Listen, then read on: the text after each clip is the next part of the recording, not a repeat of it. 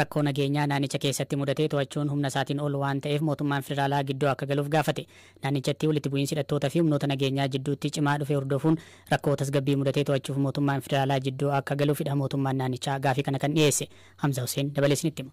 Xalayaa pirezidaantii naannoo Amaaraa Dr. Yilqaal Kaffaaleetiin mallattaa'ee ministeera muummee barraa itti qabsiisuun tajaajilli oduu Itoophiyaa akka gabaasetti rakkoo nageenyaa naannichatti mul'atu humna nageenyaa idilee naannichaan to'achuun rakkisaa waan ta'eef mootummaan federaalaa jidduu akka galuuf gaafateera. Xalayaan naannichi har'a hagayya 3 bara 2023 mootummaa federaalaatiif barreesse rakkoo nageenyaa naannichatti mudate karaa hojii seera kabachiisuu idileetiin tasgabbeessuun hin danda'amne ka jedhudha. Sababii kanaanis mootummaan federaalaa akka tarkaanfii seeraa barbaachisu hojiirra oolchu mootummaan naannoo Amaaraa ministeera muummeetiif gaaffii dhiyeessuu xalayicha irratti ibsameera. Rakkoon tasgabbii naannicha mudate miidhaa namoomaa hawaasummaaf dinagdee olaanaa hordofsiisaa jiraachuu ka hime mootummaan naannichaa mootummaan federaalaa haaluma heera mootummaa biyyattiin tarkaanfii barbaachisaa akka fudhatuuf gaafateera. Mormiin baatiiwwaniif naannichatti iddoowwan garagaraatti geggeeffamaa turee fi walitti bu'iinsi hidhattoota faannoo ofiin jedhanii fi humnoota nageenyaa jidduutti mudatu torbanoota darban muraasa keessa cimuun iddoowwan hedduu irratti irra deddeebiidhaan walitti bu'iinsa keessa galuu isaanii gabaafamaa ture. Sababii kanaanis lubbuun namootaa darbuu, qabeenyi barbadaa'uu, sochiileen geejjibaa fi idilee danqamuu akkasumas naannichatti bakkeewwan rakkoon itti mudates babal'achuun bakka baay'ee gahaa dhufuun himameera. Pirezidaantiin naannichaa Dr. Yilqaal Kaffaalee guyyoota dura walitti bu'iinsa naannicha keessatti hammaata haala furuun danda'amu irratti abbootii amantaaf jaarsolii biyyaa waliin kan mari'atan yeroo ta'u mootummaan isaanii rakkoo jiru mariin furuuf qophii ta'us dubbatanii turan. Har'a pirezidaantiin naannichaa ministeera muummee Abiyyiif xalayaa barreessaniin yaaliin mariin furu taasisan akka hin milkoomne ibsaniiru. Haaluma kanaan rakkoon naannicha keessa jiru nagaa eegsistoota idilee naannichi bulchuun to'atamuu waan hin dandeenyeef mootummaan federaalaa gidduu akka seenu gaafatan. Heerri Itoophiyaa keewwata 31 waa'ee aangoo mootummaa federaalaa labsu keewwata xiqqaa 14 jalatti naannoon gaaffii akkasii wayita dhiyeessu mootummaan federaalaa akka gidduu galu ni labsa. Mootummaan federaalaa boora'uun nageenyaa humna naannoleen ol ta'e wayita mudatu gaaffii naannoleen dhiyeessan bu'uura godhatee raayyaan ittisaa ni bobba'a jedha. Amma dura haaluma biyyattii keessatti mul'ateen labsiin yeroo muddamaa labsamuu fi tarkaanfii mootummaan federaalaa fi naannoon ni mala jedhan fudhachuu danda'u. Rakkoon naannoo Amaaraa keessa jiru yaachisaa ta'aa akka dhufe ministeerri muummee itti aanaa biyyattii Dammaqaa Mokonnin ibsaniiru. Yaada miidiyaa hawaasaa isaanii irratti qoodaniin rakkooleen nageenyaa naannoo Amaaraa keessatti mudachaa jiran yaaddessaa ta'aa dhufaniiru jechuun dhimmi kun akka isaan yaaddessa ibsan. Furmaanni isaas wabii hundaa akka ta'e seeraa fi sirna haala guutuu ta'een kabajuu fi kabachiisuudha jedhani obbo Dammaqaan. Naannoo Amaaraa keessatti rakkoon hammaataan akka dhalatu sababa akka ta'e mootummaan humna addaa naannolee diigee caasaa nageenyaa kaanitti makuuf murteessuu isaa hordofeeti. Sababa kanaan bakka adda addaatti hidhattoota naannichaaf humnoota mootummaa federaalaa gidduu walitti bu'iinsi geggeeffamaa ture. Walitti bu'iinsa kana keessa ji'oota darban keessa lubbuun namoota nagaa darbeera. Sochiin hawaasaa hedduunis danqameera. Kibxata darbe ibsa kabaasee raayyaan ittisa biyyaa Itoophiyaa bakka adda addaatti hidhattoonni miseensota isaa irratti haleellaa banuu ifa godheera. Humnoota maqaa faannoon socho'an irratti tarkaanfii akka fudhatus ibse. Tawaahidoo Itoophiyaa guyyaa kaleessaa yaa'ii rifachiisaa gaggeesseen abbootii amantaa naannoo Tigraayitti muudaman balaaleffachuun muudama isaanii mulqoor dhufee Bataskaan Ortodoksii naannoo Tigraay immoo har'a deebii kennite. Abbootiin amantaa Ortodoksii Tigraay ibsa har'a baasaniin balaaleffannaa fi murteen sinodosii Bataskaan Ortodoksii Itoophiyaa homaa waa'ee kan hin baasnee fi dhiibbaa wayituu kan hin gaggeessinedha jechuun fudhatama dhabsiisan.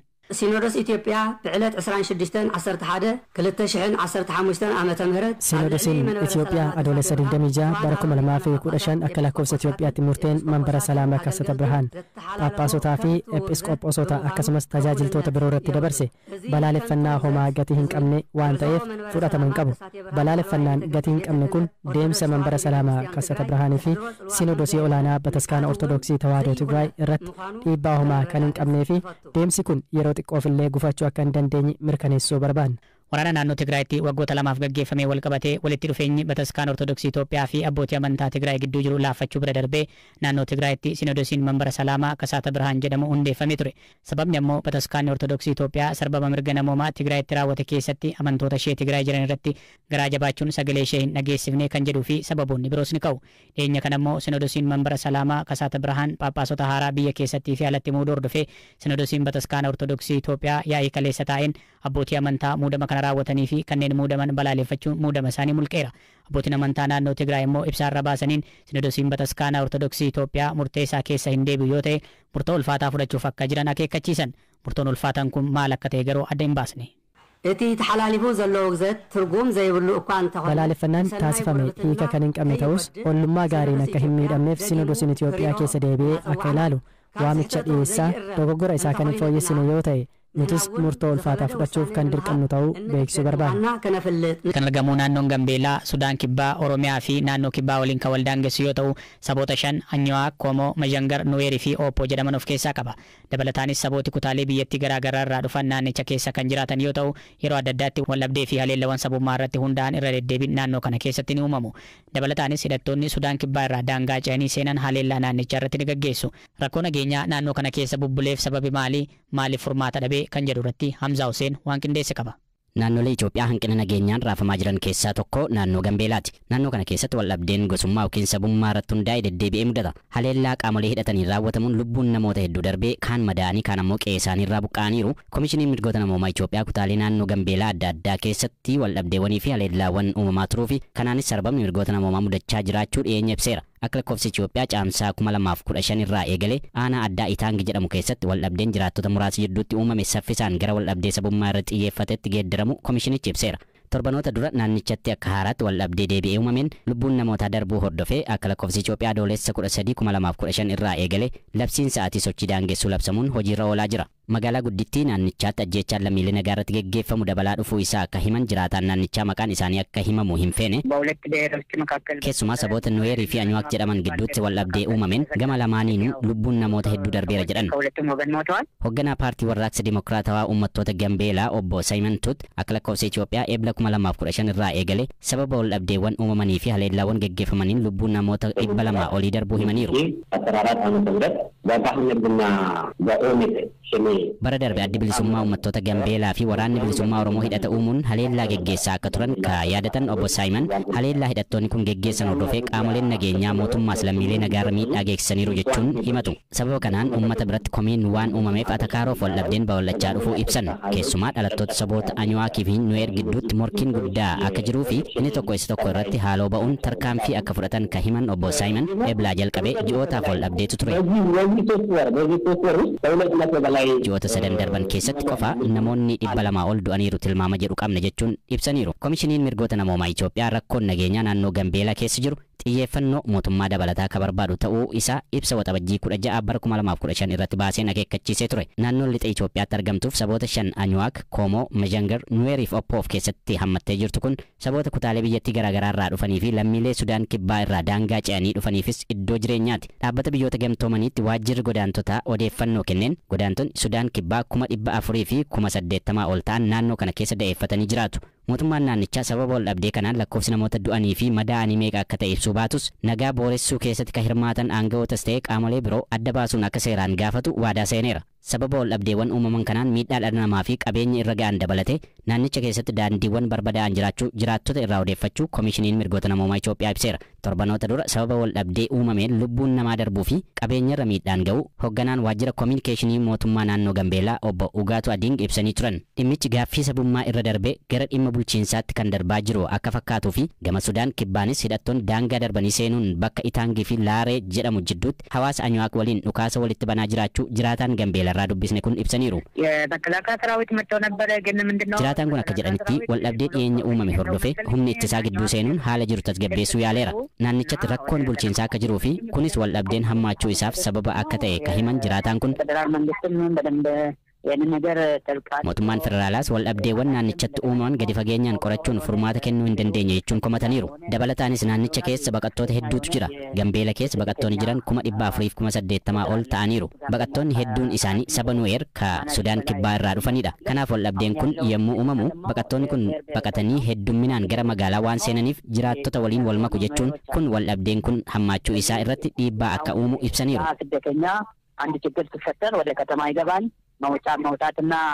Baqattoonni Nuweer ta'an kunneen bakka sabni Anyo'aak baay'inaan keessa jiraatan dhufuun isaanii waldhabdee adda hin cinneef sababa ta'uu akka hin oolles ibsan. Ammoo adda durummaan sabummaas ka'umsa waldhabdee akka ta'e himaniiru jiraataan kun. Pirezidaantiin naannichaa Anyo'aak yoo ta'an itti aanaan isaa ammoo Nuweer. Sababa kanaanis sabni Nuweer nutu pirezidaantii ta'uu qaba komii jedhu qabu. Kanaaf aangoo fi dhimmi bu'aa adda addaa saboota gidduutti addaddummaa hammaataa uumeera jedhu. Obbo Saayimon gama isaaniin dhimmi aangoo pirezidaantummaa naannichaa saboota lamaan gidduutti waldhabdee jiruuf sababa ta'uu ibsaniiru. Paartiin isaanii adoolessa 16 bara 2015 irratti ibsa baase. Aangawooti paartii badhaadhinaa naannicha keessa jiran wal dhabdee sabummaa akka meeshaa siyaasaatti fayyadamaa jiraachuu ibsee akka ture dubbataniiru. Guyyoota muraasa dura manni maree Gambeelaa marii taayisee irratti bakka bu'oota uummataa irraa pirezidaantii naannichaaf gaaffileen dhiyaatanii akka turan yoo ta'u dhimma wal dhabdeef haleellaa kunneen irrattis gaaffiin ka'ee akka ture waajjirri pirees sekireetarii fuula feesbuukii isaa irratti barreesseera. Pirezidaantiin naannichaa obbo Umud Ujulu magaalaa Gambeelaa fi bakkeewwan birootti namoonni ajjeefamuu ibsanii naannichatti nagaan akka hin jiraanneef qaamoleen hojjetan sabummaa duuka dhokachuun namoota ajjeesaaf shororkeessummaa lallabaa jiru jechuun dubbachuu isaanii fuula feesbuukii kanarratti ibsameera. Rakkoolee nageenyaa naannicha keessatti mul'ataniif furmaata waaraa fiduuf waltajjiin magaalaa Gambeelaa keessatti eegalu paartiin badhaadhinaa fuula feesbuukii isaa irratti beekseera. Rakkoo Gambeelaa keessa jiru kanarratti BBC'n aangawoota naannichaa irraa yaada argachuu fi irra deddeebiin Ashama qabyamtoota hojjettoota keenya warreen chaanal keenya hojjetu faareeffatan like, share, subscribe godhaadhaan hordofaa jenna. Akkuma beekamu uumaan Oromoo kan biyya keessa jettan kan biyya alaa jettan kan iddoo garaagaraa akkasitti nagaa fayyaa taatu akkasuma warreen jiru bakka keeyyatan biyyeen dheeratanii biyyaa baatanii iddoo sadaffaatti rabbisinaa geessu. Akkasumaan karaa oduu mata duree keenyaatti deemina. Akkuma beekamu haalli yeroo ammaa Itoophiyaa keessatti jiru haala yeroo akkamaanii hamaati. Naannoo Oromiyaa keessatti fi naannoo Amaaraatti walitti bu'iinsi daangaa karaa Wallaggaatti uumamee jiruun lubbuun namaaf sa'a akka malee dhumataa hin jiruuf mootummaan Shimallis Abdiidhaa Oromiyaa gochaa jiru fakkaatu. Kanaaf ilmaan Oromoo kan biyya jirtan kan biyya alaa jirtan hundinuu obbo Deeggaraa jabeessaa wanaa irrattuu wanaa jabaattu jechuudha wannaa. Akkasii galatooma dhaggeeffatteef dhaggeeffachuun dhiisna.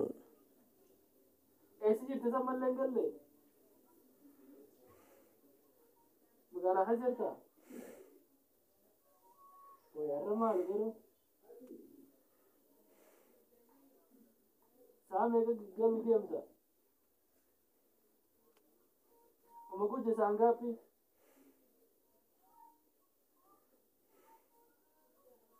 Wallahi. Namazi kina dansi kama ni jira.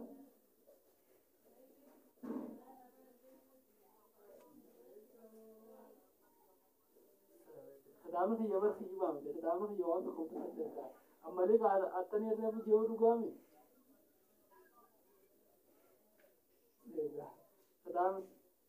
खदामा ये लमंबूरी दिया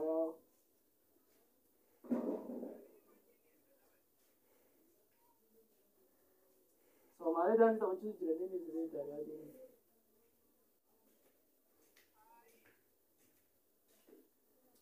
अंगरू इसलिए नहीं जाया अकमी जामे